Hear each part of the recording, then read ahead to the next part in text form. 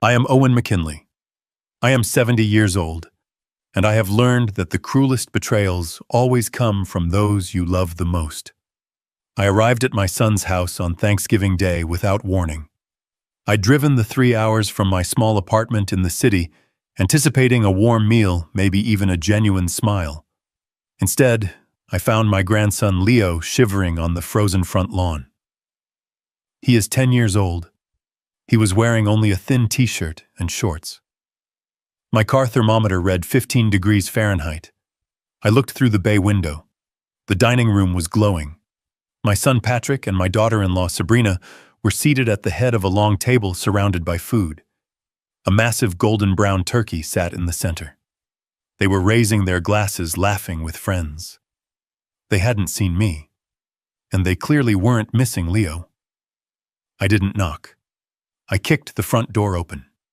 The heavy oak slammed against the interior wall. The music stopped. The laughter died. Patrick and Sabrina spun around their faces, a mask of shock. I stood in the doorway, the freezing wind whipping past me into their warm, perfect room. I looked straight at my son and said the 6 words I had held back for years. "The party is over. Get out." Their faces went white. I stood there in the threshold, letting the bitter cold pour in. Sabrina was the first to find her voice. Her shock dissolved instantly into that familiar venomous rage I knew so well. "What the hell do you think you're doing, Owen?" she shrieked. She always called me Owen, never Dad.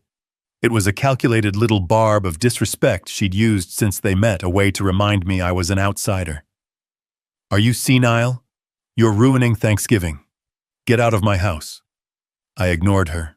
Her insults were like gnats, annoying but harmless. I walked past her, my old worn-out work boots, the ones I'd had for 10 years, the ones she always made fun of, clicking on their expensive hardwood floors. I walked straight to the gleaming stainless steel oven, a model that cost more than my entire supposed monthly pension.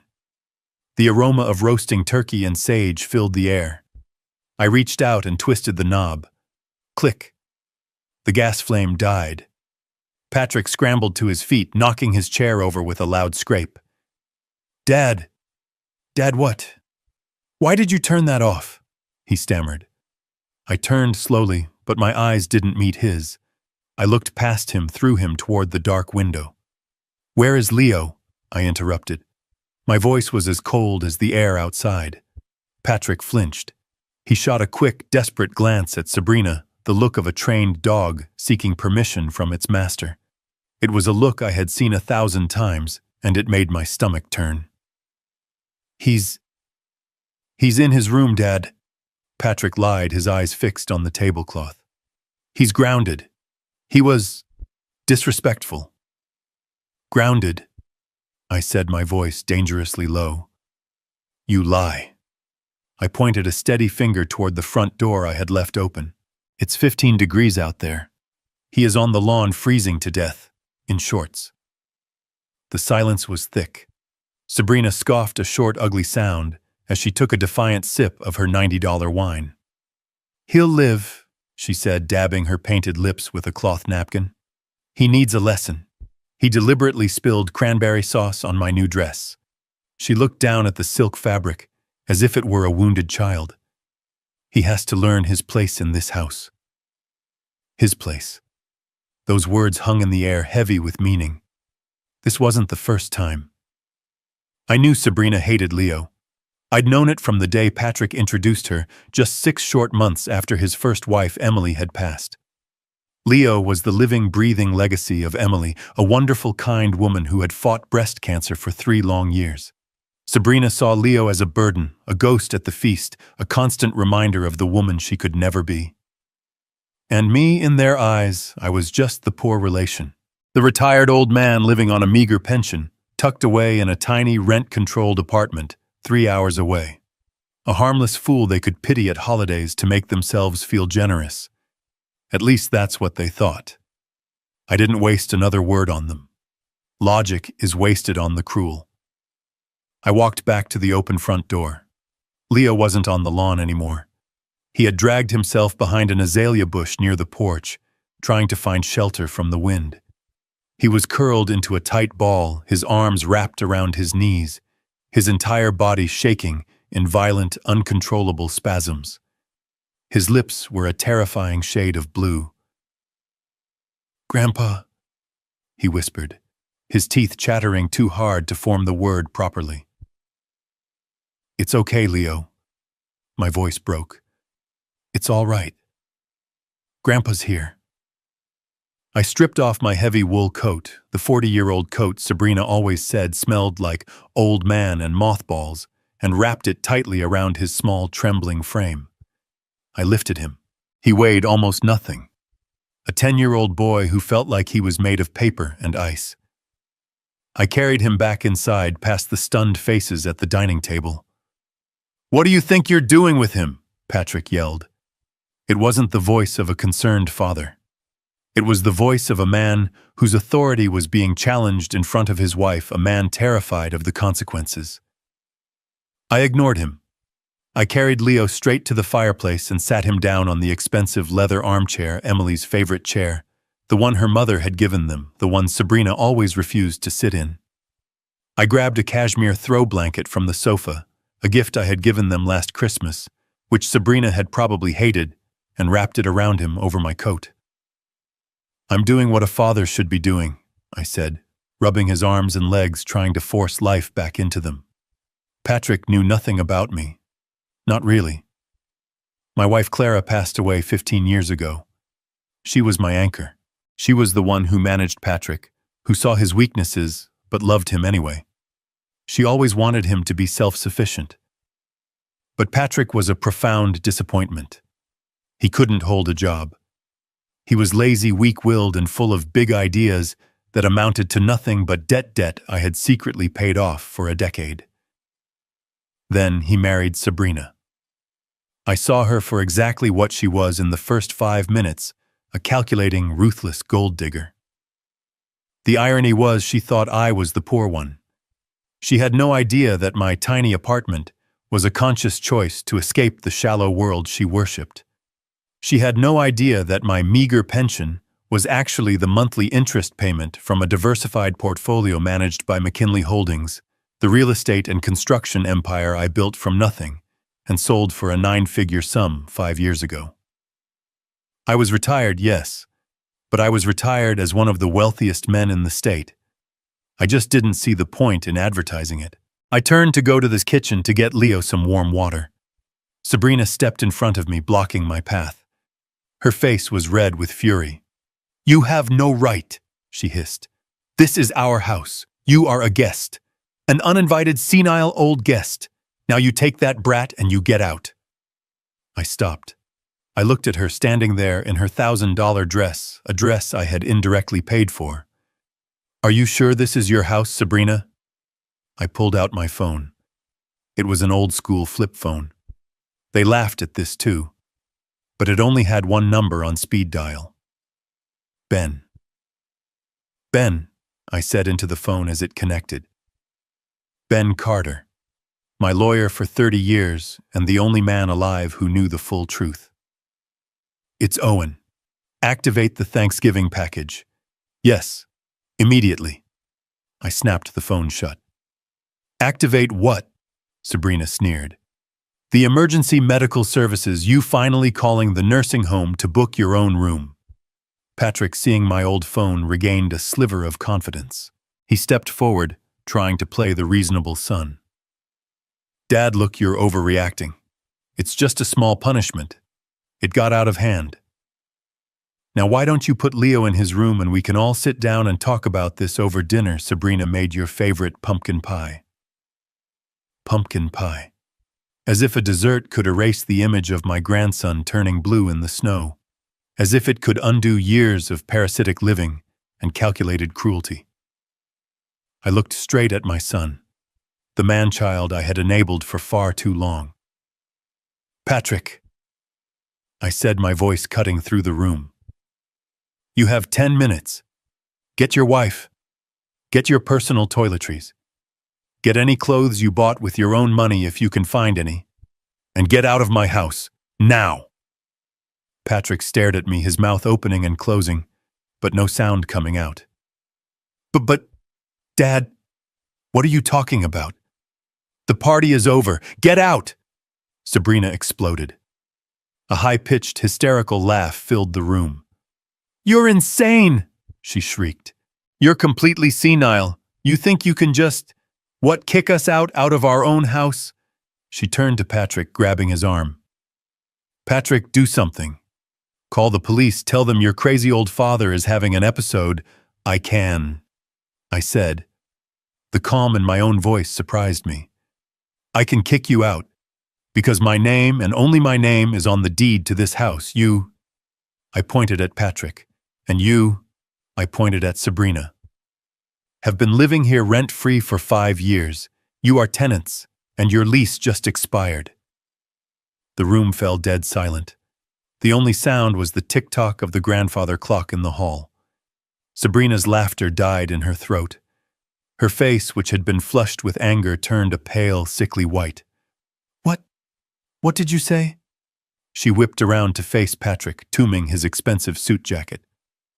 Patrick, he's lying, isn't he?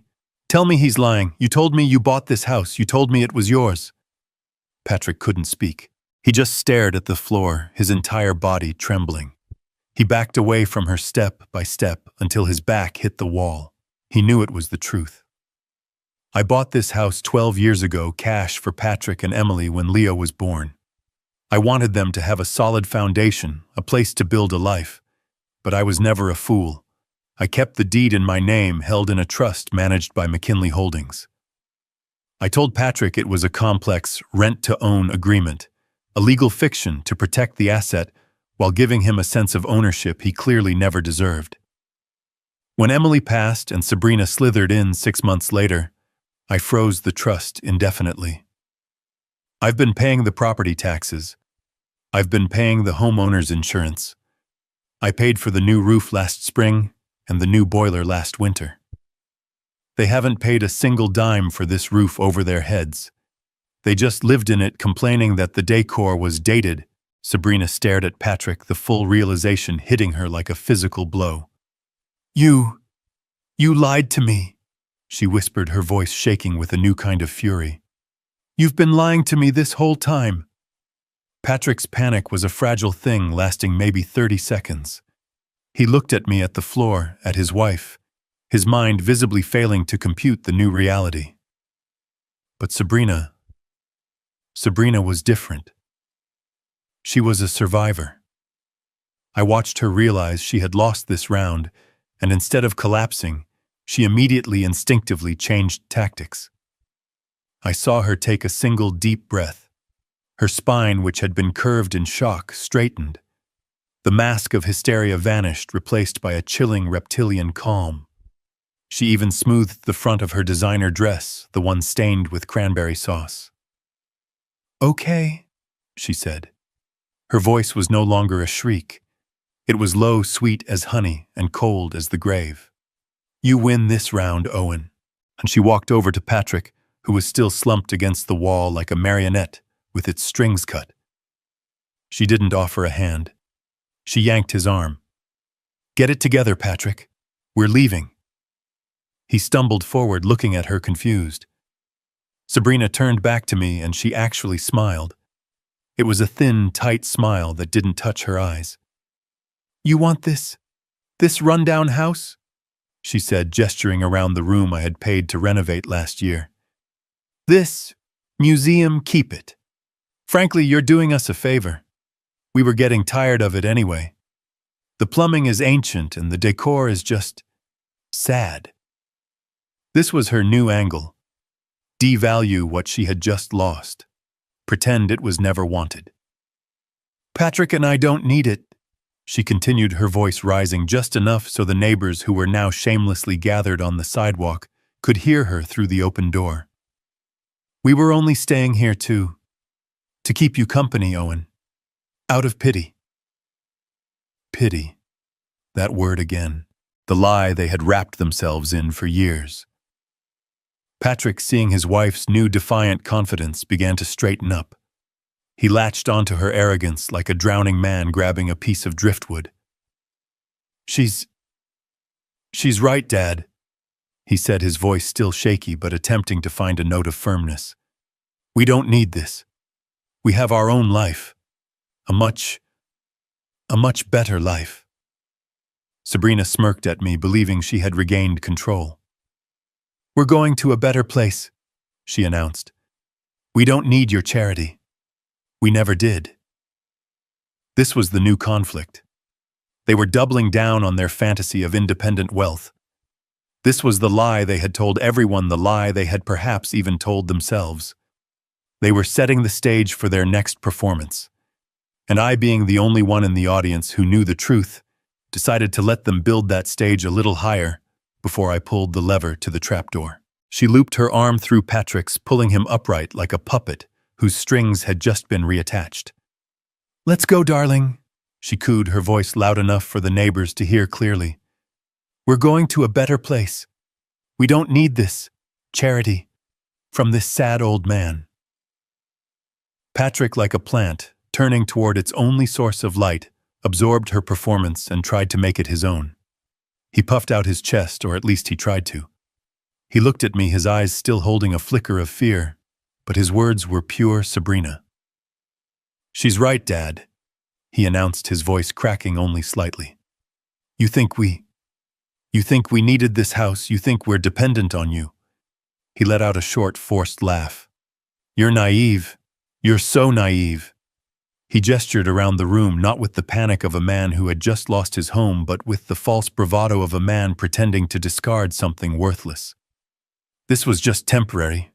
A favor we were doing for you. Keeping the old family home occupied so you wouldn't have to worry about squatters. I almost smiled. It was a pathetic last-ditch attempt to spin the narrative to seize back an ounce of dignity.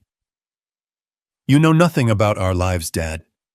He pressed on, gaining momentum as Sabrina nodded encouragingly. You sit in your dusty little apartment counting your pension checks. You have no idea what I do. You have no idea what we're worth. Oh, I see, I said, my voice quiet.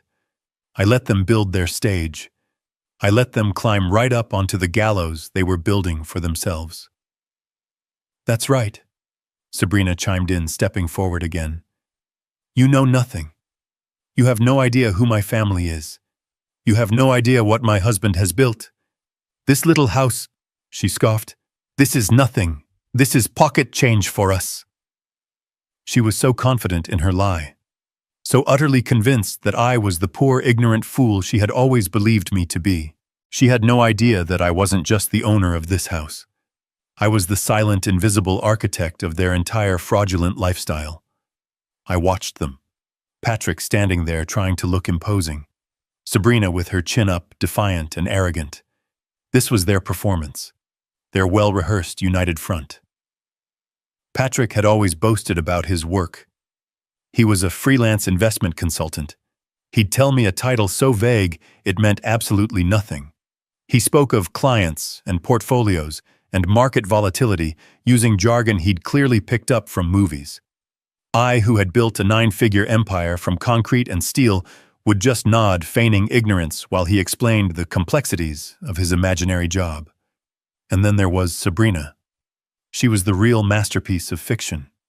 She'd often speak of her family trust fund back in New York. My parents are very private, she'd say, but let's just say I'm comfortable. And she painted a picture of old money, of weekends in the Hamptons and boarding schools in Switzerland.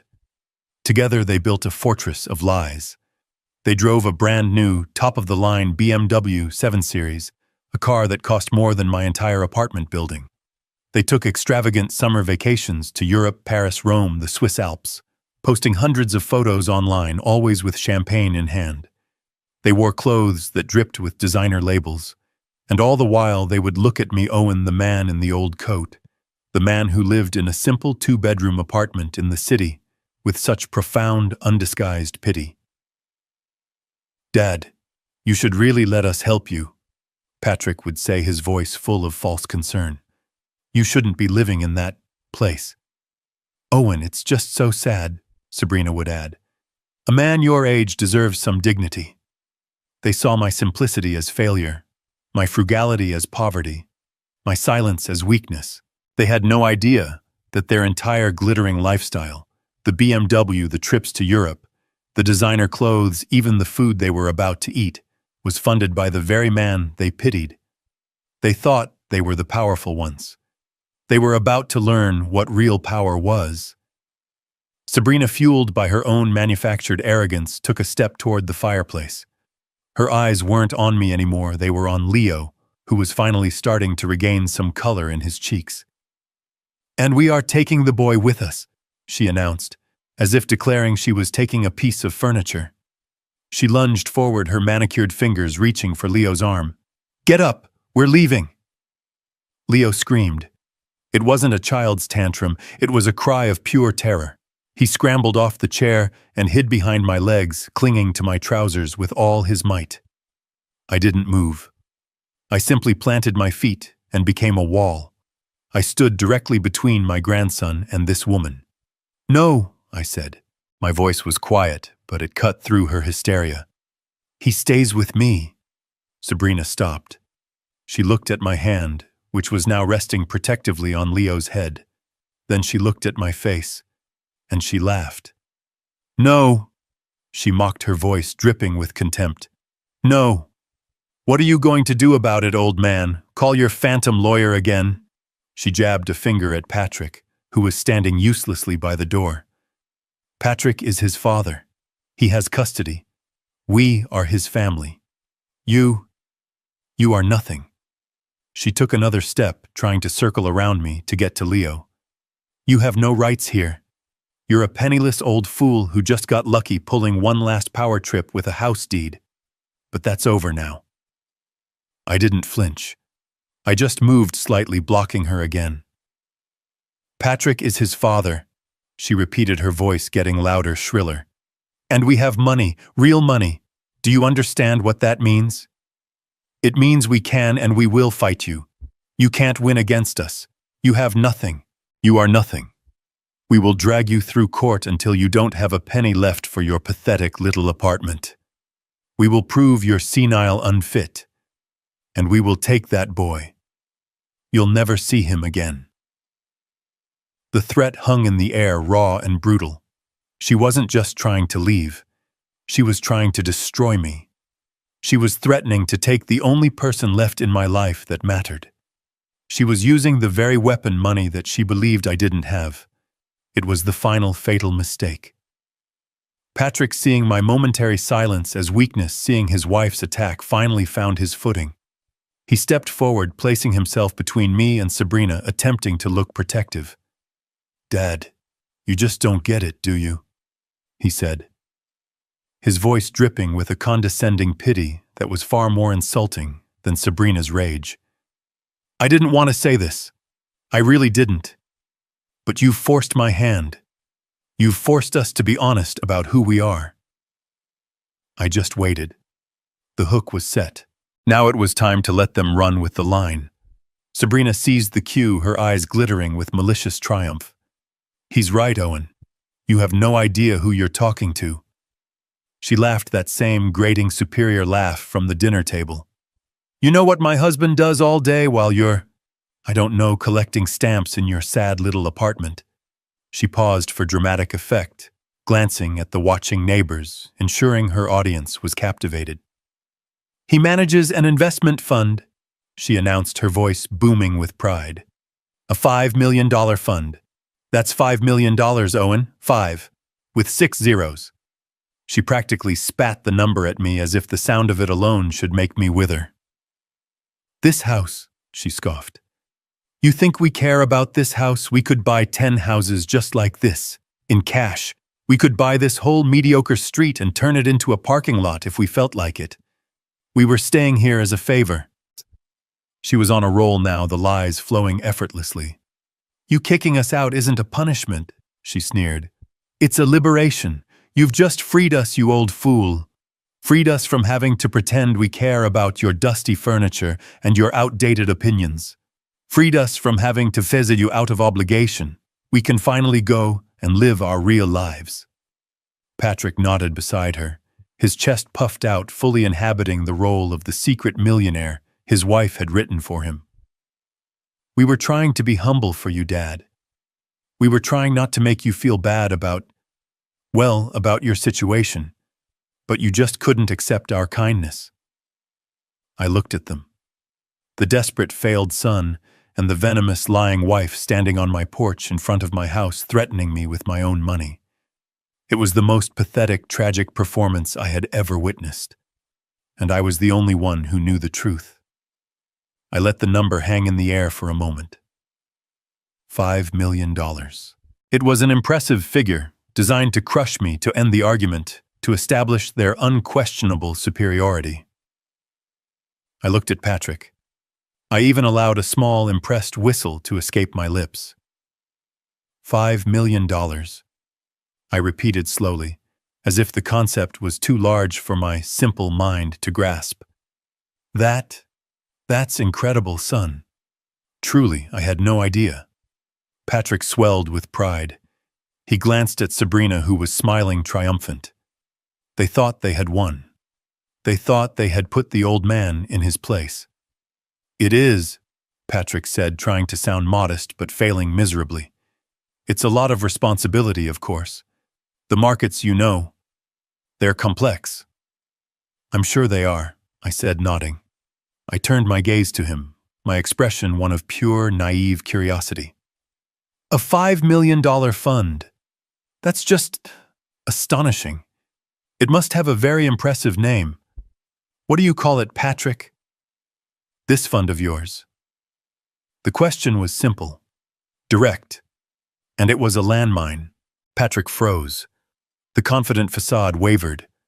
I watched as his eyes darted nervously to the left, then to the right. He was searching. He hadn't prepared for this. Liars are often good at the big picture, but they crumble on the details. It's, he stammered. Sabrina, sensing his hesitation, jumped in. "It's a private fund, Owen. It's very exclusive, not something you would just talk about." "Oh, I'm sure," I said, not taking my eyes off Patrick. "But it must have a name. For the letterhead. For the bank." "What is it, son?" Patrick's face was turning red. He was drowning. He looked at Sabrina, then fell at the BMW, then at the house, as if trying to draw inspiration from the very things I had given him. It's the McKinley," he started, grabbing at his own last name. "The McKinley Valor Fund. Yes, that's it. The McKinley Valor Fund. It's a private partnership." "McKinley Valor," I repeated, tasting the name. "How very strong. A very impressive name, Patrick." He nodded, relieved, thinking he had passed the test. Sabrina smiled again, her arrogance returning. They had no idea. They had no idea that McKinley was the one word he should never have used. They had just confidently walked straight into the trap I had laid. And now it was time to spring it. "McKinley Valor," I repeated. I let the name hang in the freezing air between us. I almost felt a flicker of pity for him. He had chosen the one name, the one single word that sealed his fate. He had just admitted in front of his wife and the neighbors, who were now watching intently, that the fund was tied to me. "A very strong name," I said, my voice quiet. "It sounds official. It sounds powerful." "It is," Patrick said, puffing his chest out again, believing he had dodged the bullet. "It is," I agreed. "It's a very strong name, especially," I said, taking a step toward him, "when 100% of the capital in the McKinley Valor Fund came directly from me." The thin, arrogant smile on Sabrina's face froze. Patrick's eyes widened. What are you talking about?" "I'm talking about the truth, son. Something you and I haven't discussed in a long time." I looked him dead in the eye. "It's not an investment fund, Patrick. It never was. It's a revocable trust. A trust I established 15 years ago. A trust I funded. A trust I named McKinley Valor as a sort of private joke. McKinley for the family name and Valor for the quality I always hoped you would one day find." I paused, letting the weight of the words sink in, letting them understand what revocable meant. I am the grantor. You are merely the beneficiary. Or rather, I said, pulling out my old flip phone, you were. I held up the phone. This call I made to Ben 10 minutes ago. Ben Carter isn't some old friend from the nursing home, Sabrina. He is my corporate attorney. He is the trustee of the McKinley Holdings portfolio. And that phone call was not a cry for help. I looked back at Patrick. That phone call was a directive. Per Article 7, Section 3 of the trust agreement, the grantor reserves the right to revoke this trust in its entirety at any time. I gave the order. As of 10 minutes ago, the McKinley Valor Trust has been officially, legally, and irrevocably dissolved. I watched his face. I watched the blood drain from it. He was processing the words dissolved. All assets. I continued pressing the final nail into the coffin. All $5,240,000 and change have already been transferred back to the primary holding account of McKinley Holdings. They are no longer yours, Patrick. They were never yours. Patrick's face didn't just go pale. It crumpled. It was the face of a man who hadn't just lost a lottery ticket, but who had just realized the very ground he was standing on had never actually existed. No, he whispered. It was a pathetic sound. No. You can't. You wouldn't. The password. The accounts. I manage them. You manage access to them, son. I said, my voice softening, almost sad. I gave you that. I wanted you to learn.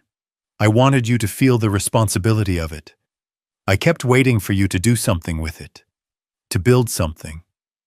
To become something. But you just used it. You used it as collateral for your cars, for your vacations, for your wife's designer dresses. You used it as a prop to build a life of lies.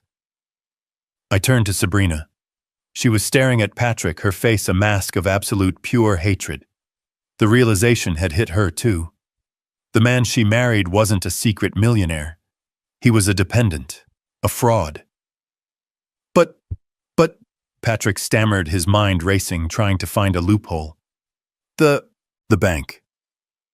The statements. It's my name. It's the name of the trust, Patrick, I said patiently, as if explaining to a child. A trust that I controlled. A trust that paid for this house. A trust that paid for that BMW. A trust that until 10 minutes ago paid for every single thing in your entire hollow life. I put the phone back in my pocket. Congratulations, Patrick. For the first time in your adult life, you are truly on your own. You are officially, completely, and utterly bankrupt. Patrick's face didn't just go pale. It crumpled. It imploded. This wasn't just a loss. It was an annihilation of his entire identity. He stumbled backward, his hand grasping at the cold brick of the house as if trying to hold himself up. No, he whispered, shaking his head. No, that's not possible. You can't. He looked at me, his eyes wide with a desperate, frantic denial. You can't. I control the accounts. I have the passwords, the admin login. You don't even know how to use a smartphone. He pointed at my old flip phone, which was now back in my pocket. He was latching on to the one thing he thought made him superior, his grasp of technology. He saw me as an analog relic. He had no idea. I changed the security codes weekly, Dad. He almost shrieked, his voice cracking. You couldn't get in. You don't know how. I almost smiled. Son, I said, my voice calm. What do you think I did before I started pouring concrete? Before I ever bid on a construction contract? He just stared at me blankly. I was a software engineer, Patrick, I said. I started my career in the late 70s. I was writing code when you were still in diapers. I built the back-end security protocols for my first company from scratch. When I established that trust, I designed the digital architecture myself. Your admin login. That was a guest account, son. A sandbox for you to play in with limited permissions so you could feel like you were in charge. I always held the root key. This was a truth he couldn't process. It was outside his entire understanding of who I was. But Ben, he stammered, looking for another branch to grab. Ben wouldn't. Ben Carter, I said, is my lawyer, my trustee, and the executor of my estate. That 10-minute phone call wasn't just to tell him to kick you out of the house. That was a coded executive order. I called it the Thanksgiving package. It authorized him to execute 3 things simultaneously. I held up one finger. 1, the legal eviction notice for this property effective immediately. I held up a second finger. 2, the immediate repossession of all company assets you were currently using, including the BMW. And then I held up a third. And 3, the immediate execution of the revocation clause in the McKinley Valor Trust, transferring all $5,240,000 back into my primary holding account. I let that sink in. Ben Carter locked every account 5 minutes ago, Patrick, I said, my voice dropping. The money is gone. It has returned to its owner. The down payment for this house. The capital for your fund. The car. The vacations. The lies. All of it. Gone.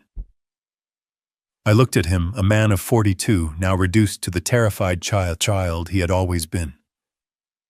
Congratulations, Patrick, I said softly. You are officially bankrupt. I watched him slide down the brick wall until he was sitting on the frozen ground. But my eyes shifted to Sabrina. She wasn't looking at me. She wasn't looking at the house or the tow truck. She was staring at Patrick. Her face was no longer pale. It was dark with a rage that was terrifying to behold. She had just realized that the man she had married, the man she had tied her life to, wasn't just a fraud. He was a fool, and she had bet everything on him. Sabrina didn't scream, not at first. The rage that consumed her was too cold, too precise for that. She turned very slowly away from me and the house. Her entire body was shaking, but not from fear. It was from pure, undiluted hatred. She faced Patrick, who was still slumped against the wall, trying to make himself small. Her voice, when it came, was not a shout. It was a low, terrifying hiss like a serpent about to strike. You, she said. Just that one word. Patrick flinched. Sabrina, baby, I can explain. He tricked me. You lied, she hissed, taking a step toward him. You lied to me. Her hand came up and she pointed a diamond-ringed finger at his chest. You told me it was your money. You told me you built it. You told me you were the genius.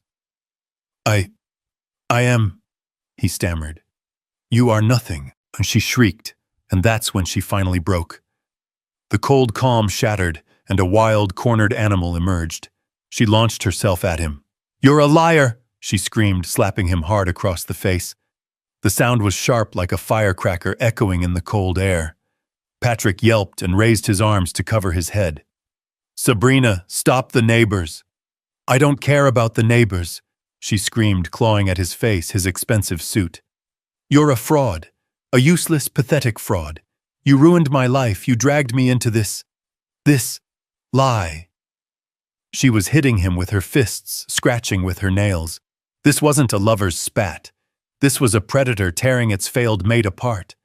Patrick just cowered, whimpering, trying to protect his face, offering no defense. It was pathetic. I had seen him do this before when she was merely angry about a dinner reservation. Now faced with the complete collapse of their shared fantasy, he was even worse. I gave up everything for you, she raged, her voice breaking with sobs of fury. I married you. I tied myself to you, to this loser who was just playing dress-up with his daddy's money. You're nothing. You're worse than him. She gestured wildly at me. At least he has money. You have nothing. She finally stumbled back, breathing heavily, her hair a mess, her mascara running. Patrick slowly lowered his arms. There were bright red scratches down his cheek. He looked at me, his eyes pleading for me to stop her, pleading for me to fix this. I just stood there holding Leo's hand. I didn't move a muscle. This was their creation. They could wallow in it. Sabrina, seeing no help from me, suddenly stopped crying. Her eyes narrowed again.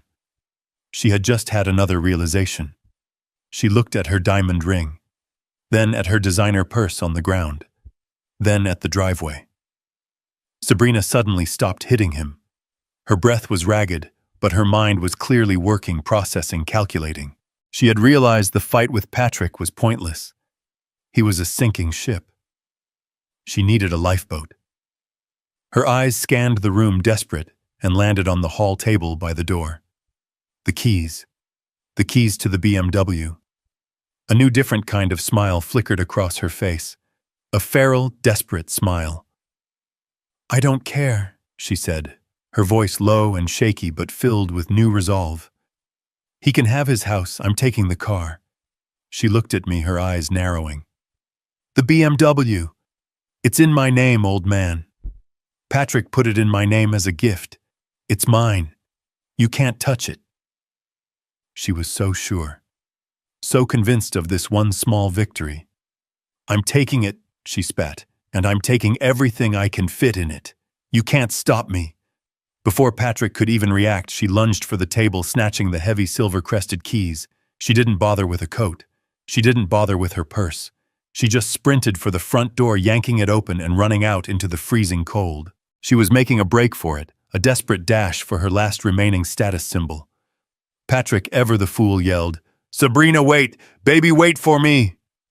He started to stumble after her. I just stood there for a moment. I looked down at Leo, who was watching the chaos with wide, frightened eyes. "It's okay, son," I said softly, patting his shoulder. "Let's go watch the show." I put my arm around him, and we walked calmly out onto the front porch. We didn't hurry. We didn't need to. I already knew how this scene was going to end. The tow truck driver, I knew, was very punctual, and Ben had made that call 10 minutes ago. I put my arm around Leo's small shoulders, and we walked out onto the front porch. The cold air hit us immediately, but I didn't care. Leo just pulled my old wool coat tighter around himself. We stood there, two silent spectators at the end of the world. Sabrina was on the driveway, standing in the harsh glare of the porch light. She was clicking the key fob, a frantic, repetitive click, click, click in the night air. She aimed it at the gleaming black BMW 7 Series parked by the curb. Nothing happened. The car remained dark, silent, lifeless. "What?" she muttered, her voice a cloud of vapor in the cold. "What's wrong with this stupid thing?" She clicked it again, harder this time, as if the force of her thumb could will it to work. Click, click, click, click, click. "Work, damn it!" she shrieked. She started to walk toward it, her high heels sinking awkwardly into the frozen grass of the lawn. And that's when she finally saw it. The car wasn't just parked. A heavy-duty tow truck, its yellow emergency lights slowly revolving, was parked directly behind it. A thick industrial tow hook was already latched onto the BMW's front axle. The chain was taut. The truck's engine was rumbling, a low, powerful growl that promised it wasn't going anywhere without taking the car with it. Sabrina stopped dead. Her entire body went rigid. I could see her mind trying to process the image. The tow truck, the hook, the silent car, her key fob. "No," she whispered. The wind carried the sound to us. "No, no, no, no." She ran to the car, yanking on the driver's side door handle. It was locked, solid. She banged on the window with her fist. "This is my car." "What are you doing? This is my car." The neighbors who had been watching the drama from their own porches were now murmuring amongst themselves, pointing at the truck. This was even better than the fight. Sabrina spun around, her face a mask of complete, utter disbelief. She looked at the truck, then at the house, and finally her eyes landed on me. I was just standing there on the porch, watching. I didn't smile. I didn't say a word. I just met her gaze. And in that moment, she knew this wasn't a coincidence. This wasn't bad luck. This was me. This was part of the same swift, silent blade that had already taken her home and her husband's imaginary fortune. This was the Thanksgiving package. The cab door of the tow truck opened with a metallic creak. A man in a heavy blue uniform stepped out holding a lit clipboard in one hand. He was large, unhurried, and looked completely unfazed by the screaming woman beating on the BMW's window. He walked over to Sabrina, stopping a respectable 5 feet away. "Ma'am," he said, his voice a low rumble, "you're going to want to step away from the vehicle." "This is my car!" Sabrina shrieked, her voice cracking. "You can't take it. I'll have you arrested. I'll have you fired." The man just sighed clearly, having heard this 1,000 times before. He reached into his pocket and pulled out another set of keys that looked identical to the ones Sabrina was clutching. He jangled them slightly. "Looking for these, ma'am?" he asked, not unkindly. "Or rather, a set that works. This vehicle is scheduled for an immediate repossession. I've already disabled the ignition. Your keys are just pieces of metal now." Sabrina stared at the keys in his hand, then at her own, then at me on the porch. The last bit of her frantic energy seemed to drain away, replaced by a cold, numb confusion. "Repossessed," she whispered. That's not possible. It's paid for. It's in my name. Patrick, tell him." Patrick, who had just stumbled onto the driveway, froze. He looked at the tow truck, at the driver, at me. He had no lies left. "It's not in your name, Sabrina," I said, my voice carrying easily in the cold, still air. "I'm afraid Patrick lied about that too." She turned to me, her eyes wide. "What? The car was never his to give you," I explained. "It's a company car. It's leased. It's registered to, owned by, and paid for by McKinley Holdings." The tow truck driver checked his clipboard. "That's correct, sir," he called out to me as if I were his supervisor. "Got the order right here.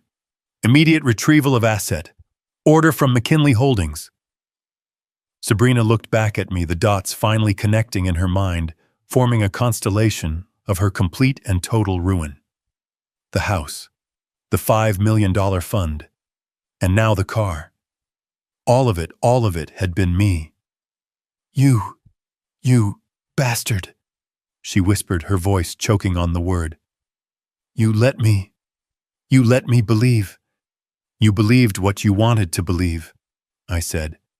"You saw what you wanted to see. You never asked. You never cared to look past the shiny toys. You just took. And now I'm taking them back." The driver tipped his hat. "Have a good night, folks. I'll have this out of your way in a minute." He turned and walked back to his cab, leaving them standing in the driveway in the cold, with nothing. Sabrina stood frozen on the sidewalk, the keys still dangling uselessly from her hand. She stared at the tow truck driver, then at the BMW, then at me. The name the driver had read from his clipboard was echoing in the space between us. "McKinley Holdings." She repeated, her voice barely a whisper. She said the name as if it were a foreign word, something she had never heard before, but the fear in her eyes told me she was starting to understand. She looked at Patrick, a desperate, silent question. "What is McKinley Holdings?" Patrick just shook his head, his face ashen. He knew. He had always known on some level where the money came from, though he never dared to ask. "That's right," I said, my voice calm. I stepped off the porch, walking slowly toward her, Leo's small hand still clutching mine. "My company." Sabrina's head snapped back to me. Your company. One of them, Mammoth," I said. "The primary one. The one that actually owns everything. The one that signs my pension checks every month." I stopped just a few feet from her. I could smell the expensive perfume she wore, a scent I now realized I had paid for. "That BMW was never a gift, Sabrina," I explained, as one might explain a simple concept to a child. Patrick didn't buy it for you. It's a corporate asset, a line item on a budget sheet.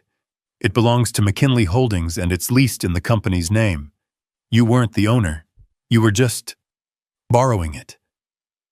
The keys slipped from her fingers and fell to the asphalt with a small metallic clink. The sound was so final. And now, I continued, I want it back. Consider your borrowing privileges revoked. Permanently. She opened her mouth, then closed it. There was nothing to say. She couldn't argue. She couldn't threaten. She had no leverage. She had no power. The entire identity she had built was based on assets that were never hers. Patrick finally stumbled forward, on his voice a pathetic whine. Dad, please. How are we supposed to get home? It's freezing. You can't just leave us here. I looked at him. The 42-year-old man who had stood by silent while his wife put his own son outside to freeze. The man who had lived a lie funded by me and then used that lie to look down on me. That sounds like a personal problem, Patrick, I said. I turned to walk back inside, then paused as if a final thought had just occurred to me. Oh, and Sabrina, I said, looking back at her. Just so you know, that little corporate gas card Patrick let you use, the one you've been filling up that BMW with Ben, canceled that about 15 minutes ago, along with all the other credit lines. I gave them a small, tight nod. Good luck getting home. I guided Leo back inside the warm house and firmly shut the heavy oak door, leaving them alone on the curb in the cold, with the slowly revolving lights of the tow truck bathing them in a rhythmic yellow glow. I closed the heavy door. The solid thud cut off the sounds from outside, the rumble of the tow truck's engine, Patrick's pathetic whining, and Sabrina's rising sobs. The house was suddenly quiet. Leo was still trembling, but not from the cold anymore. He was processing the shock. It's okay, Leo, I said again, my voice softer now. You're safe. I led him to the living room window, the one I had looked through just 30 minutes earlier. I pushed aside the heavy curtain. The show wasn't over. And there it was, the most perfectly bitter piece of irony I had ever witnessed. Sabrina had collapsed. She was sitting sprawled on the curb right by the frozen azalea bushes. It was the exact spot. The very patch of icy grass where I had found Leo, cowering the spot where he had been left to freeze. She in her $1,000 silk dress was now sitting on the dirty frozen concrete. Her knees were drawn up to her chest, and her head was buried in her hands. Her perfect, expensive hairdo was coming undone, strands of hair sticking to her tear-streaked face. Her mascara, which she had probably spent an hour applying, was running in black rivers down her cheeks. She was no longer the elegant, untouchable queen of the house. She was a ruined woman, sitting on a curb, just another piece of trash left out on the street. Patrick was hovering over her, flapping his hands uselessly. Sabrina, please, get up. People are watching. Get up. She shoved his hand away with a wild gesture. Don't touch me, she screamed at him, her voice muffled by her hands. It's all your fault. It was a beautiful, terrible symmetry. The woman who had just moments ago looked down on a child suffering in the cold was now brought low, sitting in the very same dirt, in the very same humiliation.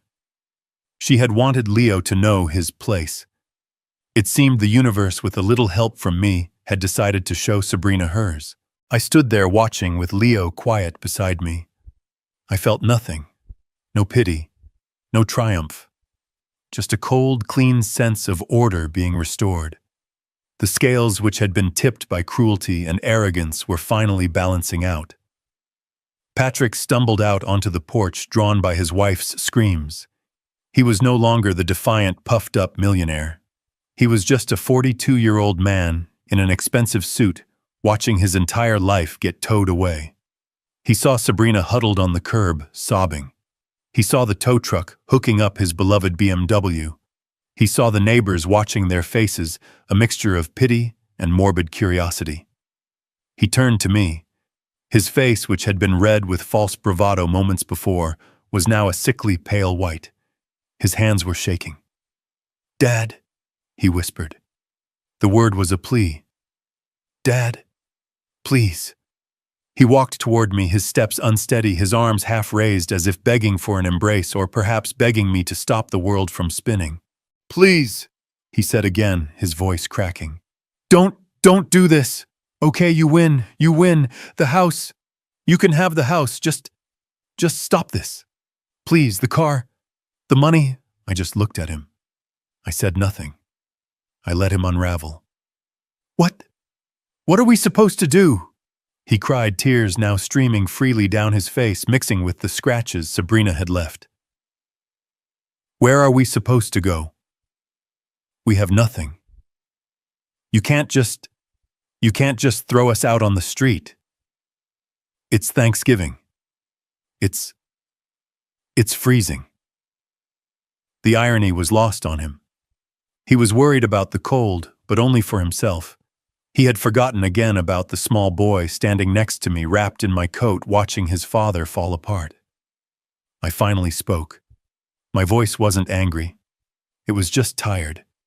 Tired of 40 years of excuses, of failures, of weakness. "You're going to do what you should have done 10 years ago, Patrick," I said. He looked at me confused, sniffing. What's that?" "You're going to get a job," I said. "A real one. One that requires you to wake up in the morning and earn a paycheck." I paused, then looked down at Leo, who was watching his father with wide, unblinking eyes.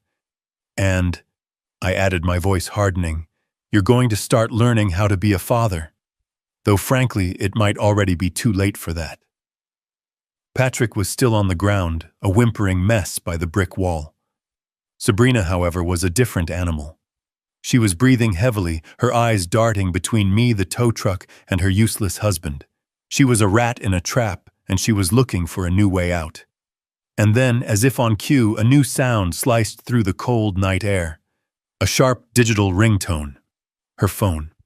She fumbled in the pocket of her stained dress, her hands shaking so badly it took her 3 tries to retrieve the phone. She stared at the screen, and I saw her face, already pale with rage, turn a shade whiter. She answered it, her voice a brittle whisper. "Hello?" There was a long pause. I just watched her. Leo was quiet beside me, his small hand still gripping my trousers. Sabrina's eyes widened. "What?" she said, her voice climbing an octave. "What do you mean, a security flag? That's impossible. I just used it this morning at the salon. You need to try it again. It's a—" She stopped. She was listening intently now, her whole body rigid. Her knuckles turned white as she gripped the phone so hard I thought it might snap. And then I heard her clearly, a high-pitched shriek that was half scream, half sob. "What do you mean the collateral is no longer valid?" "What collateral? It's an American Express black card. It's— What? What do you mean the guaranteeing account is empty?" Her head snapped up. She didn't look at Patrick. She didn't look at the neighbors. She looked straight at me. The hatred was still there, burning in her eyes, but it was now swimming in a new, deeper emotion.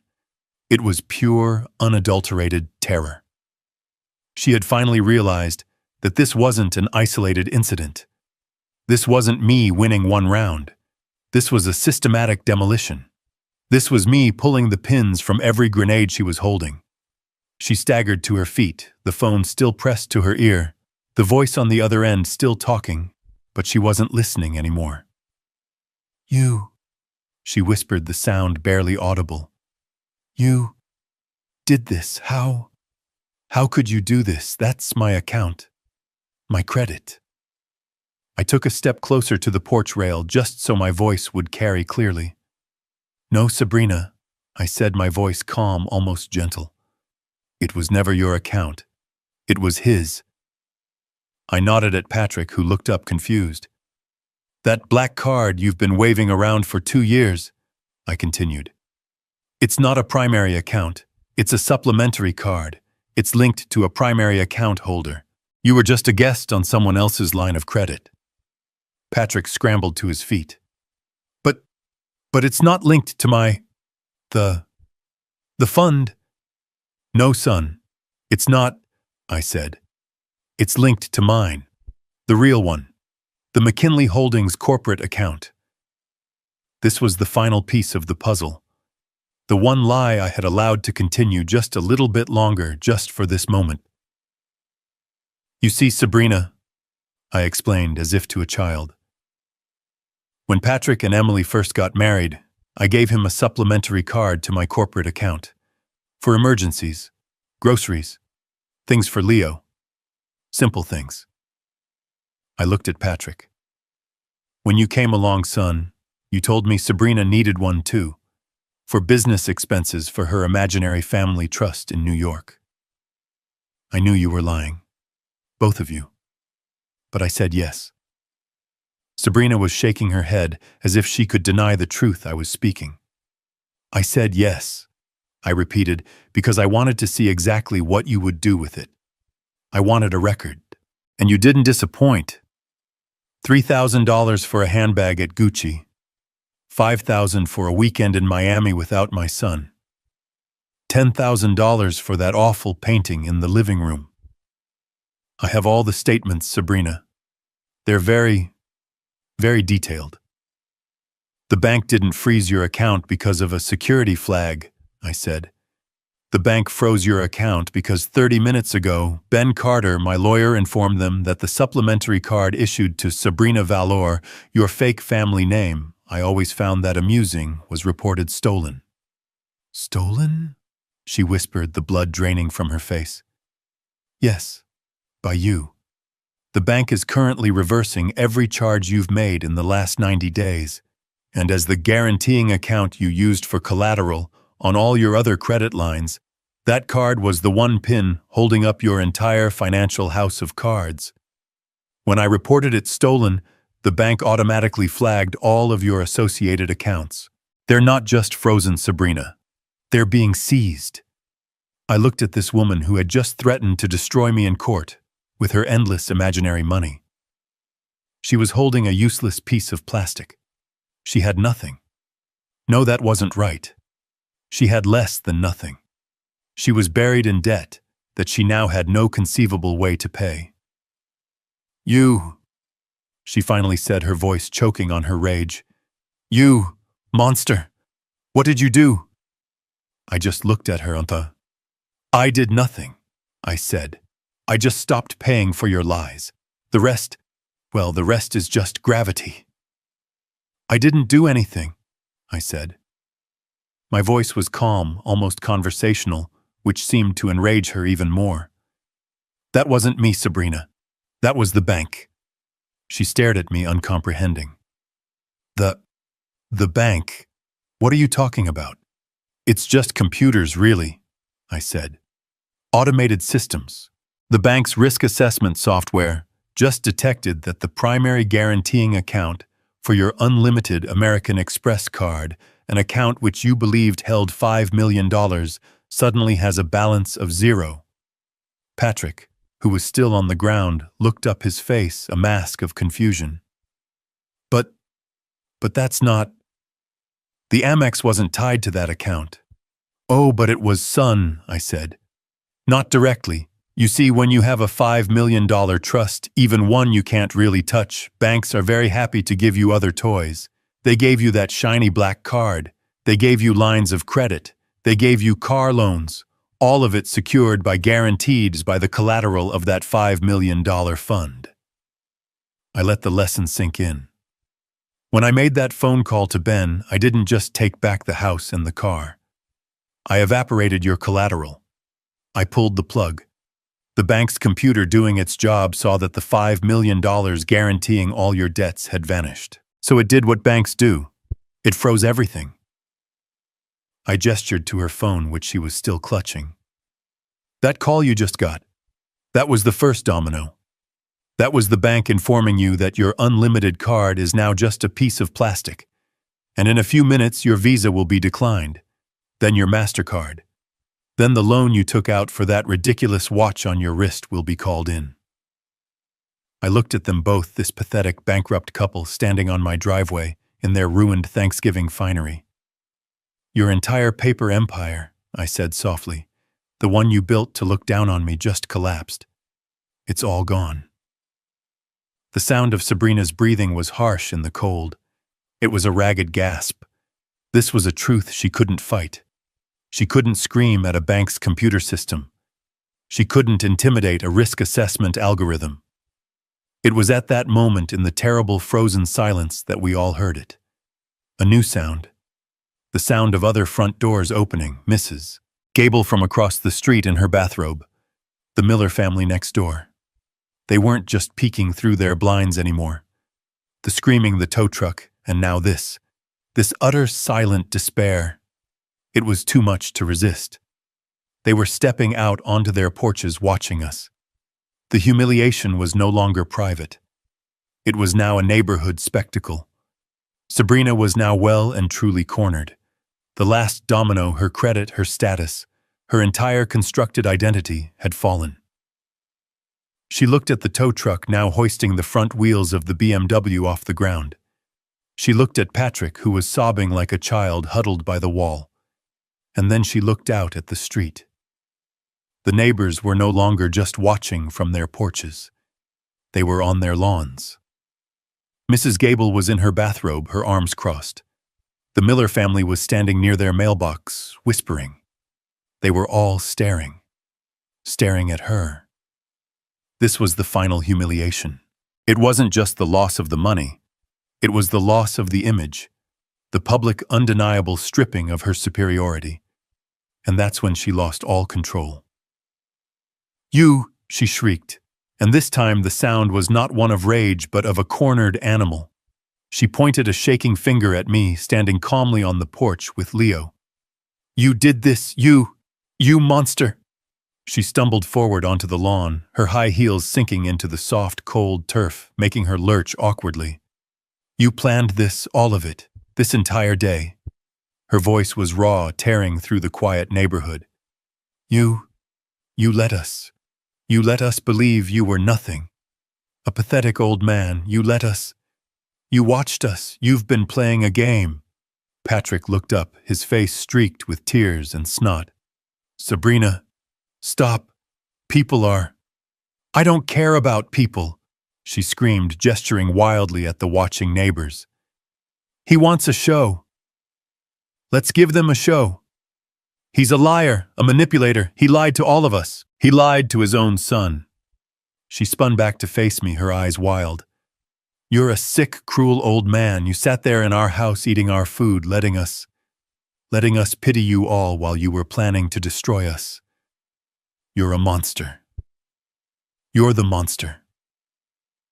Leo flinched at her screams and pressed his face into my coat. I just put my hand on his back, rubbing it gently. I didn't say a word.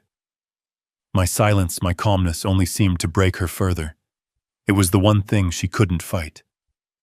"Say something," she demanded. "Admit it, you planned this. You wanted to humiliate us. You enjoyed it, didn't you? Sitting there all high and mighty with your secret money. You're disgusting. You're worse than anything you think we are." She was completely unhinged, a public spectacle of her own making, broadcasting her guilt and greed to the entire street.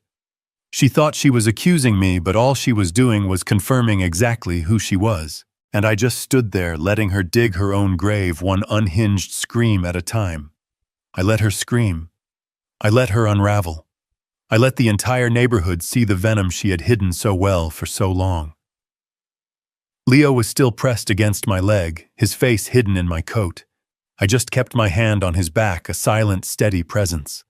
When she finally paused, gasping for breath, her face blotchy and wet, I spoke. My voice wasn't a shout. It was calm. It was measured.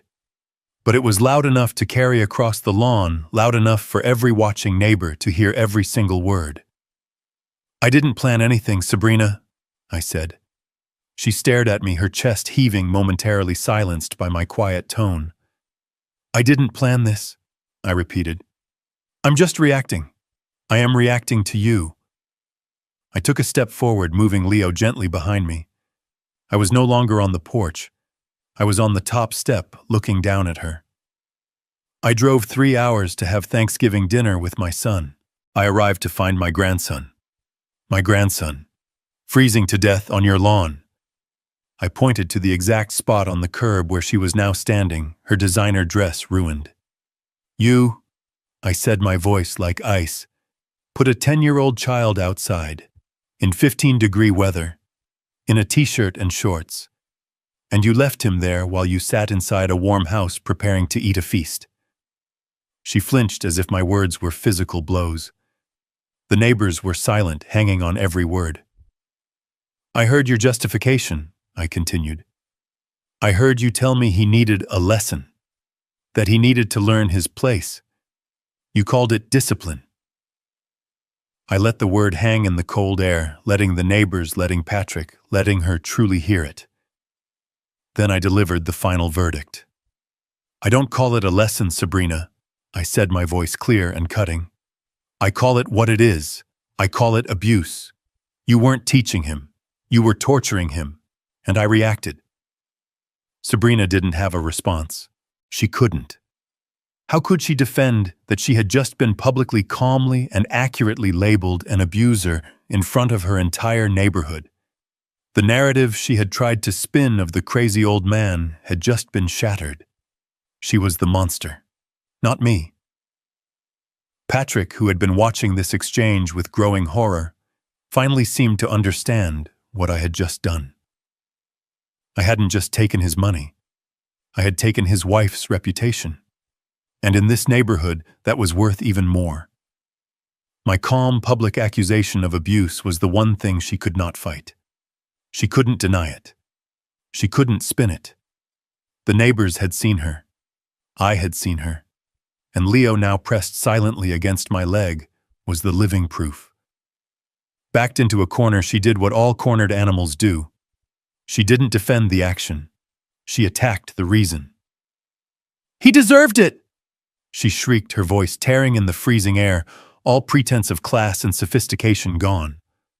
He deserved every second of it. He's just like you.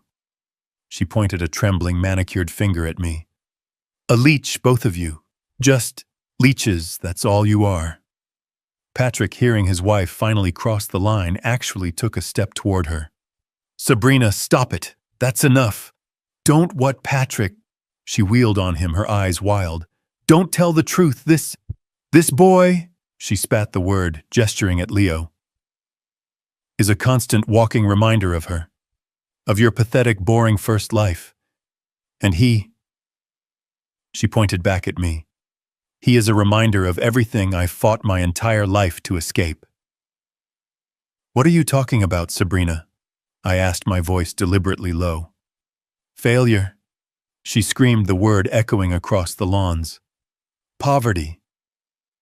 I'm talking about sad, pathetic, poor people. I have been surrounded by it my entire life. I grew up in it. I swore to God I would never go back. And now I see it's all I've been living with. And then it happened. The dam broke. The entire carefully constructed edifice of Sabrina Valor crumbled right there on my front lawn for all the neighbors to see. The truth, not my truth, but hers, poured out in a torrent of rage and bitter self-pity. You sit there, she sobbed, half laughing, half crying, in your cheap coat and your old shoes, judging me. She jabbed a finger at her own chest. You think you know anything about me? Do you know what it's like to grow up with nothing? To share a bed with 2 sisters? To count pennies to see if you can afford the heat or the food, but never both? To wear shoes with cardboard in the soles to block the snow? This was new. This was not the heiress from New York. This was a story I knew all too well. It was my own. You have no idea, she continued, pacing frantically on the grass, tearing at her own hair. I spent 20 years of my life clawing my way out. I learned how to dress. I learned how to talk.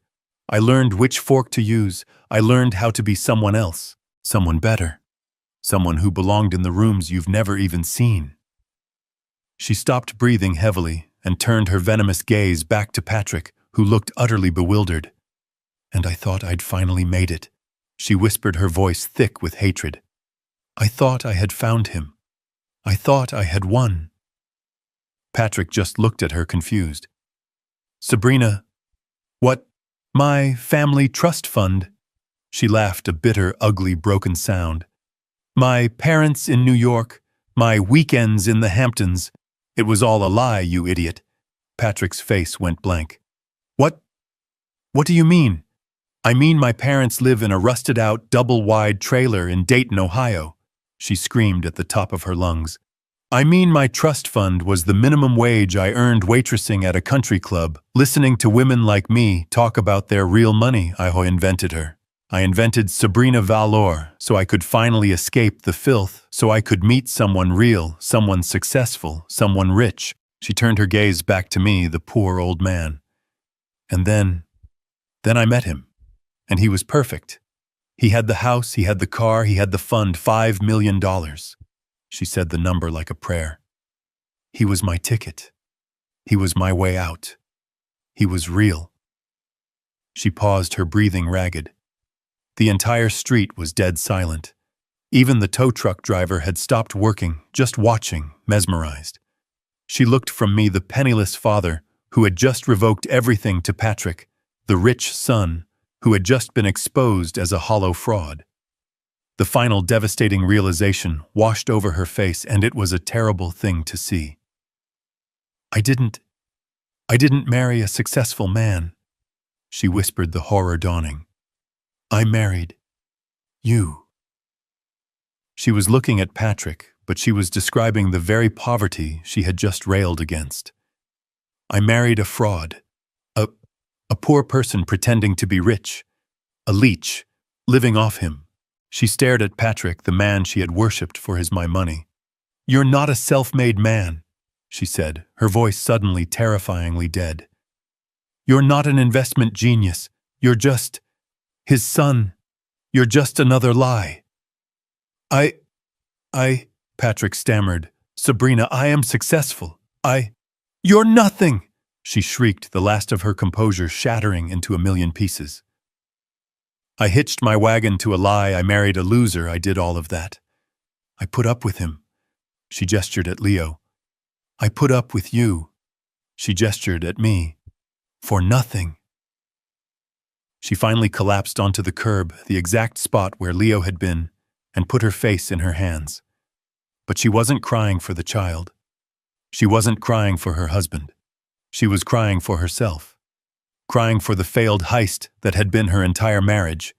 Patrick was catatonic. He just stared at his wife, this stranger who had just publicly detonated her entire identity. But Sabrina wasn't finished. Her rage was a wildfire, and now that her confession had burned her own life to the ground, she needed to make sure I burned with her. She turned away from Patrick, her face a grotesque mask of tears and smeared makeup, and pointed at me. You, she shrieked, her voice hoarse. You're just as bad. No, you're worse. I just raised an eyebrow. Am I? Yes, he. She jabbed a trembling finger at Patrick, who flinched. He's a liar. A pathetic, weak, lying fraud. I married a liar. Her head snapped back to me, her eyes burning with a hatred so pure it was almost impressive. The neighbors on the lawn took a collective step back. And you're his father. You're an even bigger liar. You stood there in your stupid, disgusting old coat, and you watched me. You let me believe you were nothing. You played me. You're both liars. This whole damned family is a lie.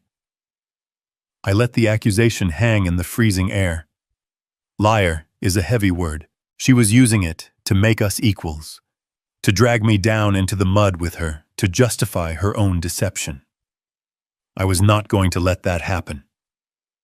I shook my head very slowly. No, Sabrina, that's where you're wrong. My voice was still quiet, but it cut through her hysteria, and the neighbors leaned in to hear. I never lied to you, I said. Not one single time. She opened her mouth to argue, but I continued. You never asked me if I was rich. You just assumed I was poor. You judged me by my 10-year-old boots, by my 30-year-old apartment, by my flip phone. You saw what you wanted to see. You saw a simple, harmless old man because that fit your worldview.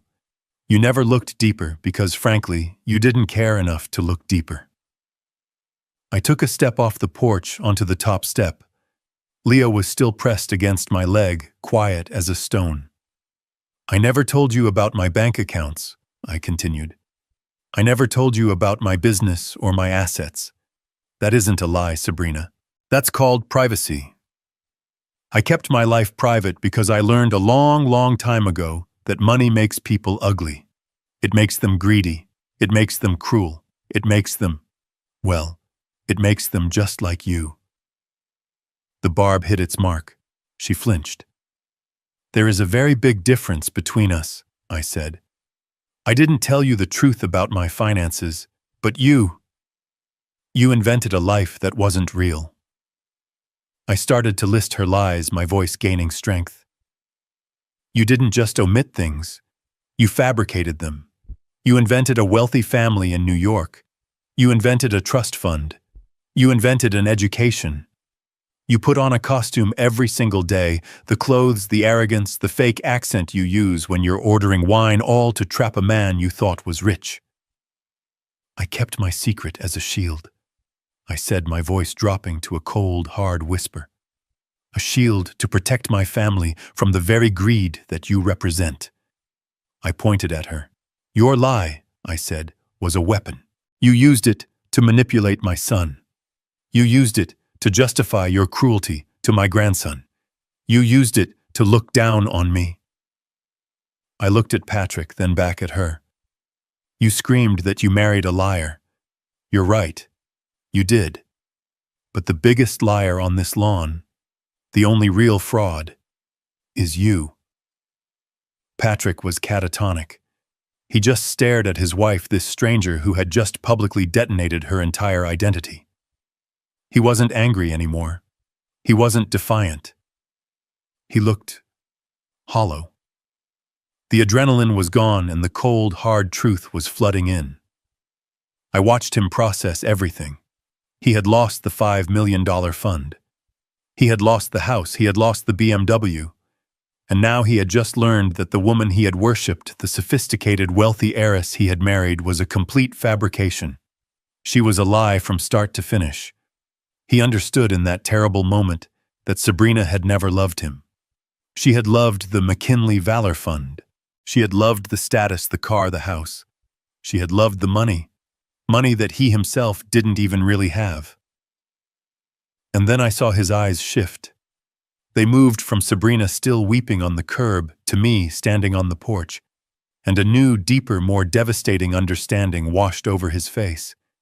He realized that his entire life was a lie stacked on top of another lie.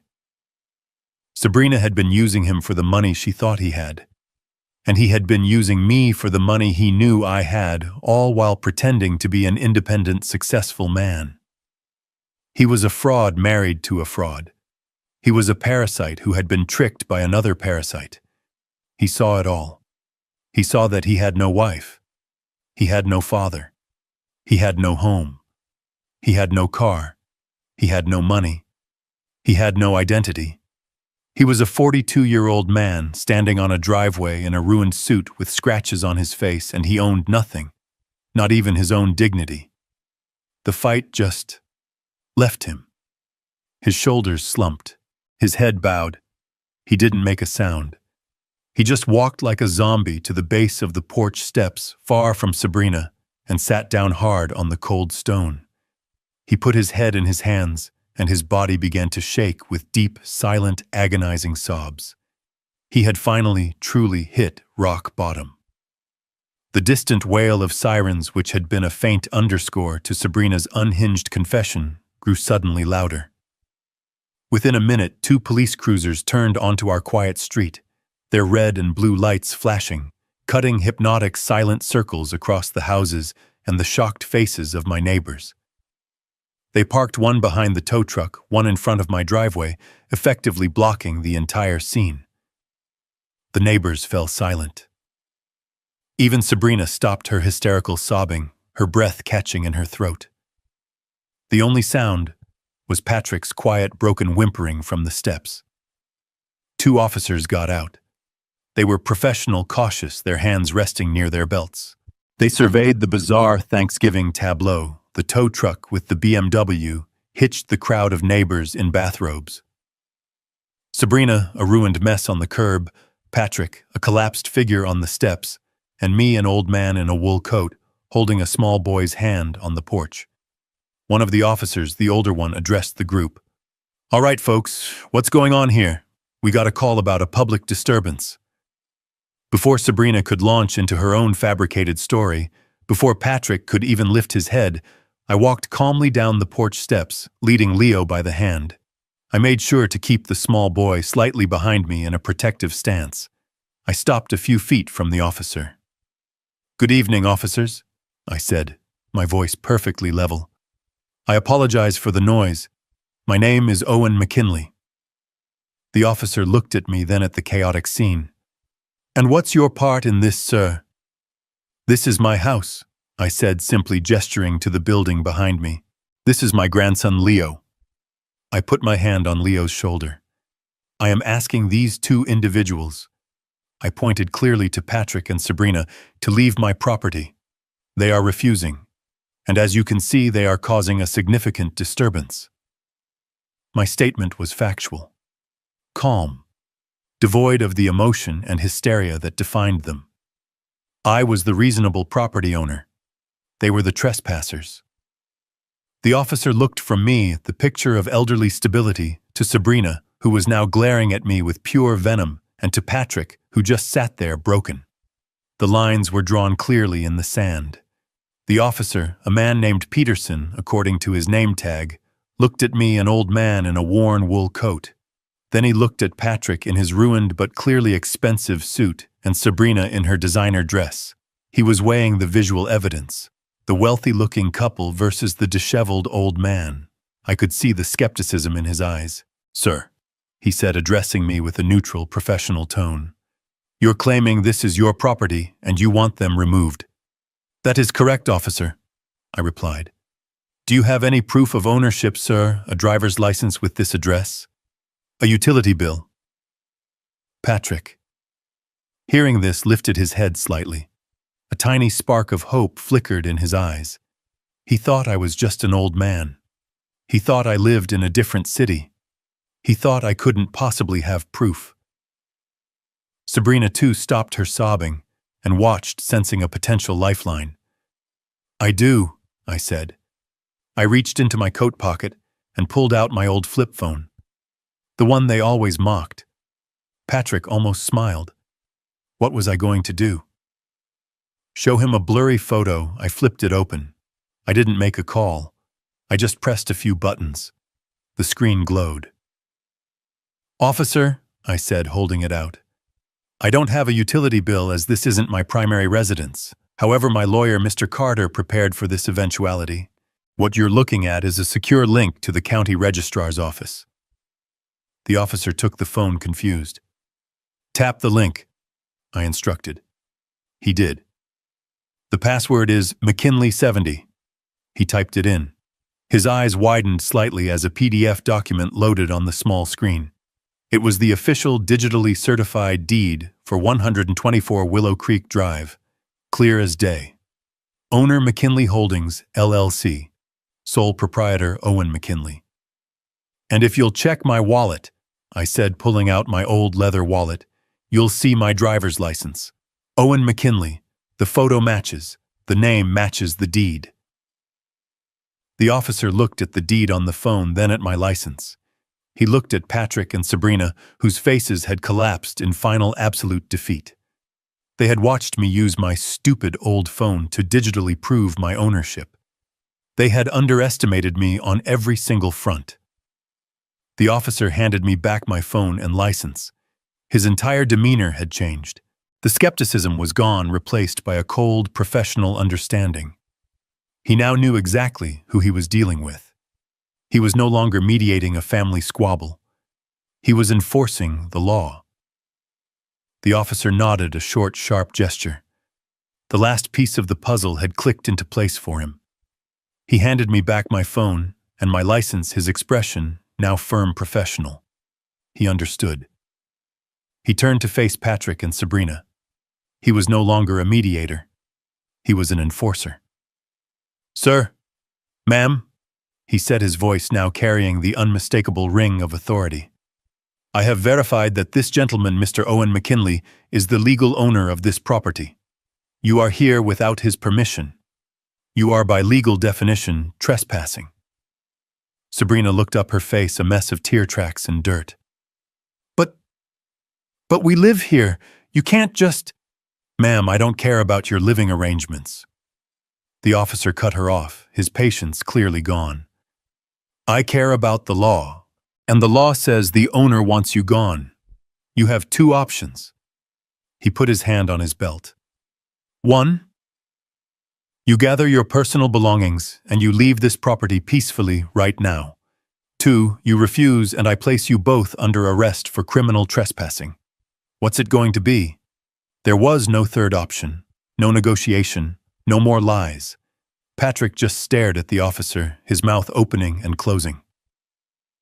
Sabrina looked at the BMW now fully hitched to the tow truck, which was preparing to pull away. She looked at the neighbors who were watching this final humiliating act. She looked at her husband, a broken, useless man. No house, no car, no money, no $5 million fund, no credit, nothing. Slowly, like two people walking in a dream, they turned. They didn't even look at me or Leo, they just walked. They walked past the watching neighbors, past the police cars, and down the dark, cold street. Patrick in his ruined suit. Sabrina in her silk dress, her high heels clicking on the frozen asphalt. They had to leave. They had no other choice. The police cruisers pulled away, their red and blue lights disappearing down the street. The tow truck turned the corner, taking the last symbol of their fraudulent life with it. Patrick and Sabrina were gone, two dark figures swallowed by the cold night. The neighborhood was quiet again, though I could feel the eyes of my neighbors peering from behind their curtains, their own. Thanksgiving dinners interrupted by a drama far more compelling than any football game. I was left standing on the lawn with Leo. The freezing air was sharp in my lungs. Leo looked up at me, his small face pale and his eyes wide with a mixture of fear and confusion. He was still clutching my hand. Are they gone, Grandpa?" he whispered. "Yes, Leo," I said, my voice softer than it had been all night. "They're gone." I put my arm around his small shoulders and guided him back inside, away from the prying eyes. I closed the heavy oak door, and this time I locked the deadbolt. The click of the lock felt final, like the closing of a tomb. The house felt enormous and hollow. The living room was a wreck from Sabrina's meltdown. Cushions were on the floor. A wine glass was shattered near the fireplace. We walked into the dining room. The scene was almost comical in its tragedy. The magnificent 20-pound turkey sat cold and untouched in the silent oven. The table was set for a feast that never happened. Half-empty wine glasses, abandoned plates of food growing cold. The smell of sage and pine still hung in the air, a ghost of a celebration that had been built on a foundation of lies. Leo looked at the table, at the two empty chairs at its head. He was probably starving. I looked at him, at this small, resilient boy who had endured so much. "Well," I said, breaking the silence, "I don't know about you, but I'm hungry." I looked at the congealed gravy and the cold turkey, and I felt a wave of disgust. It was a feast for show, a feast of lies. I reached for my old flip phone. "How do you feel about pizza, Leo?" His eyes lit up, the first real spark I'd seen in them all night. "Pizza, can we? We absolutely can," I said. "Pepperoni, extra cheese." He nodded vigorously, a small smile finally touching his lips. I made the call. As I sat there on the floor by the fireplace, rubbing Leo's back to keep him warm, I looked around at the ruined party. And I realized as I waited for the delivery driver that this was without a doubt the best and most honest Thanksgiving I had had in years. We sat there in the heavy silence, just the two of us, surrounded by the wreckage of a Thanksgiving feast that would never be eaten. The rich smell of the cooling turkey and spilled wine hung in the air. The pizza was on its way. Leo was still wrapped in my heavy wool coat, and the cashmere throw sitting close to the fireplace, his small body finally looking warm. He was quiet, his eyes huge as he looked around the grand, silent room, then at me. "Grandpa," he asked, his voice small, hesitant. "Why? Why was she so mad about the money? She kept screaming about the money." He was a smart boy. He had pieced together the core of the night's explosion. He deserved the truth, or at least as much of the truth as a 10-year-old could carry. "Because Leo," I said, sitting down on the floor, leaning my back against the armchair he was in, "money does terrible things to people. It can make them ugly.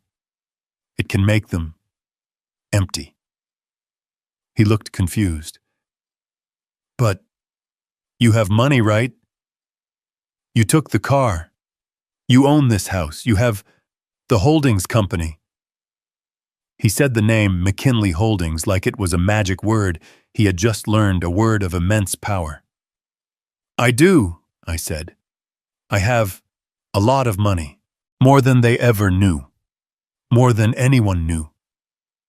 I stared into the fire, the flames dancing in my reflection. "I kept it a secret for a reason, Leo. I didn't do it to trick anyone or to play a game. I did it to protect my family." "Protect them from what?" "From the money itself," I said. "You see, when I was a very young man, my father, your great-grandfather, he got rich. Very rich. He built a small shipping business from nothing and turned it into an empire. And I watched that money destroy my family."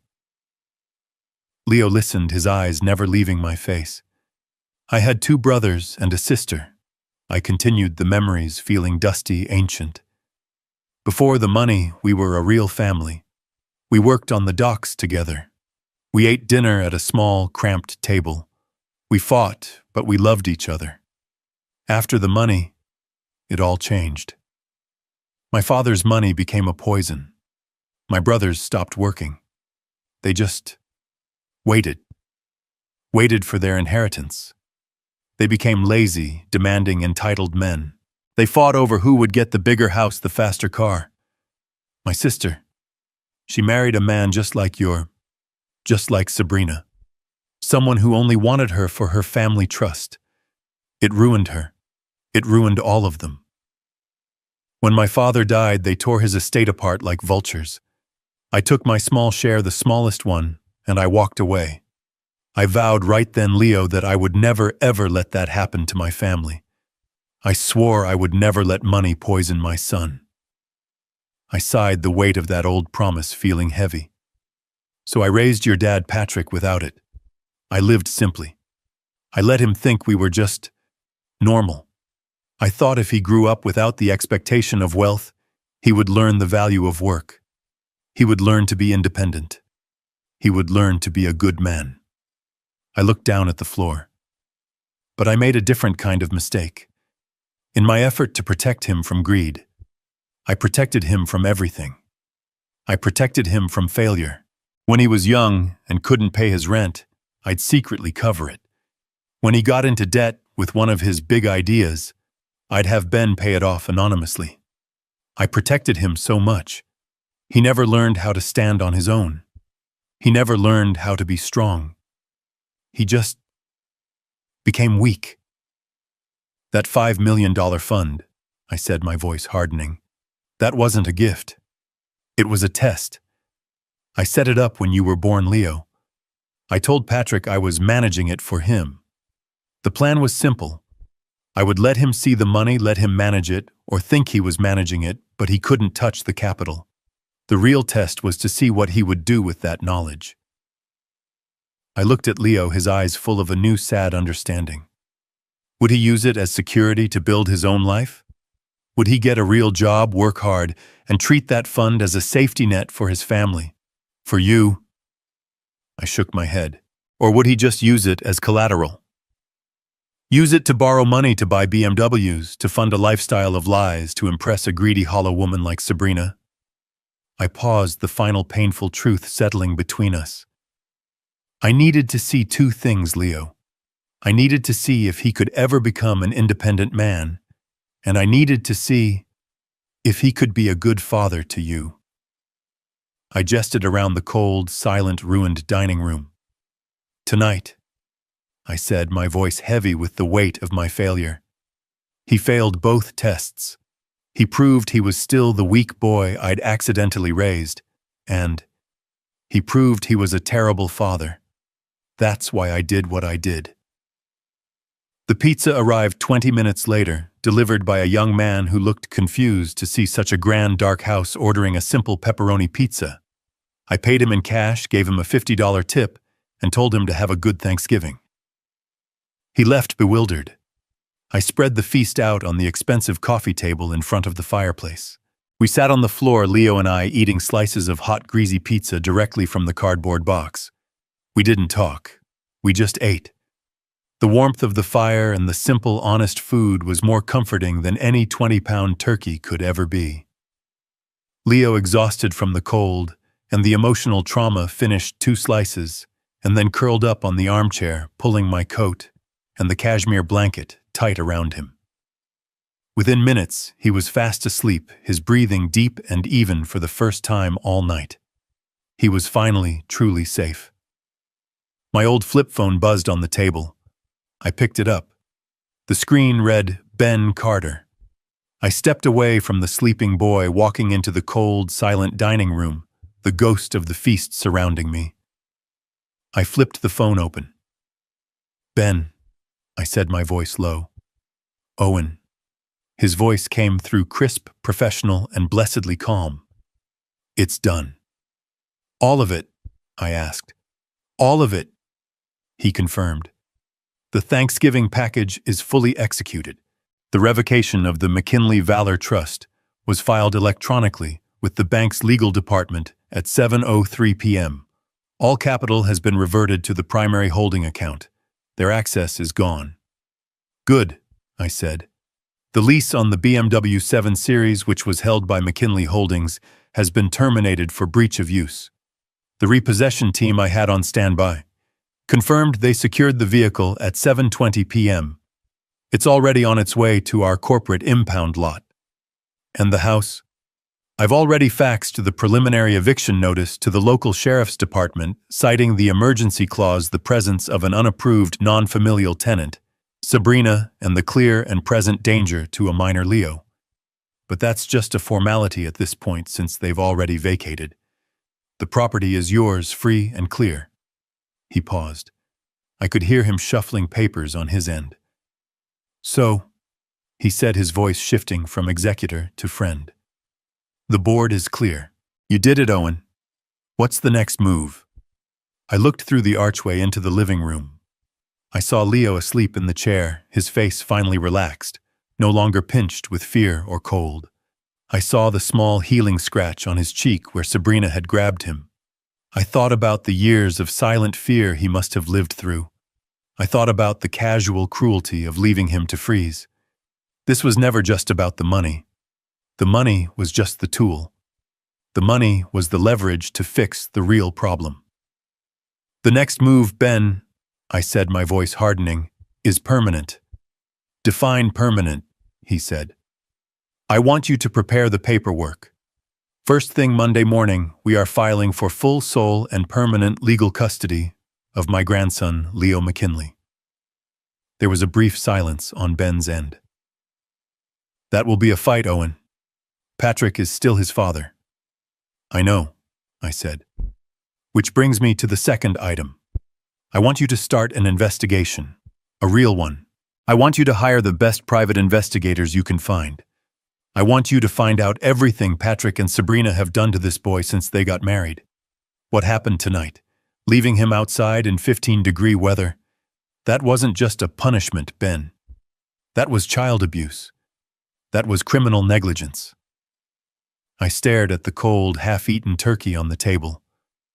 I don't just want to protect Leo, I said, my voice as cold as the room. I want to know if Patrick and Sabrina can be criminally prosecuted. I want you to find everything. I want to make sure, I said, my voice dropping to a whisper, that they can never ever get near this boy again. The battle for Leo was not a battle. It was an execution. But Patrick and Sabrina, now truly bankrupt and utterly desperate, had one last pathetic card to play, the victim card. We were in family court 3 weeks later. They looked diminished. Patrick was wearing a cheap, ill-fitting suit I had never seen before, probably bought at a thrift store. Sabrina was wearing a simple black dress, her hair pulled back, all the fire and venom gone from her eyes, replaced by a dull, sullen resentment. They had a public defender, a young, overworked man who clearly saw this case as a stepping stone. And his strategy was not to defend them. It was to attack me. "Your Honor," the lawyer said, his voice ringing with false righteousness, "we are not here today to discuss a simple custody arrangement. We are here to discuss a 40-year history of systematic emotional and financial abuse." I sat perfectly still. Ben Carter next to me didn't even flinch. "This man," the lawyer continued, pointing a dramatic finger at me, "Mr. Owen McKinley is not a concerned grandfather. He is a manipulator. He is a puppet master of the cruelest kind." I could feel the jury, a panel of 3 in family court, watching me. "For 4 decades, the lawyer boomed, he perpetrated a monstrous lie. He allowed his own son, my client, Mr. Patrick McKinley, to believe he was a simple, struggling, middle-class man. He watched his son build a life, a marriage, and then on a whim on Thanksgiving Day, he decided to pull the strings." Patrick, on cue, put his head in his hands and started to sob quietly. Sabrina just stared at her lawyer, her face blank. "He didn't rescue Leo," the lawyer continued. "He abducted him. He used a minor family disagreement as an excuse to unleash a pre-planned, vindictive financial assault on his own family. He bankrupted his son. He repossessed his daughter-in-law's car. He threw them out of their home, all to gain leverage in this very courtroom. Your Honor, this man did not save a child. He bought one using his billions as a weapon. He is a controlling, deceitful, and vindictive man, and he is not fit to raise a child." The lawyer sat down. The accusation hung in the air. Manipulator. Liar. Kidnapper. I didn't feel angry. I felt cold. This was their final move. Not to prove they were good parents, but to prove I was a bad man. It was a good performance. But Ben and I had been preparing for this. We weren't here to fight about my character. We were here to present the facts. And I knew our facts were better than his fiction. Ben Carter stood up slowly. He was not a flashy man. He was methodical, precise, and he radiated a quiet, unshakable authority. He buttoned his simple gray suit jacket and walked to the podium. He did not look at Patrick or Sabrina. He did not look at their lawyer. He looked directly at the judge.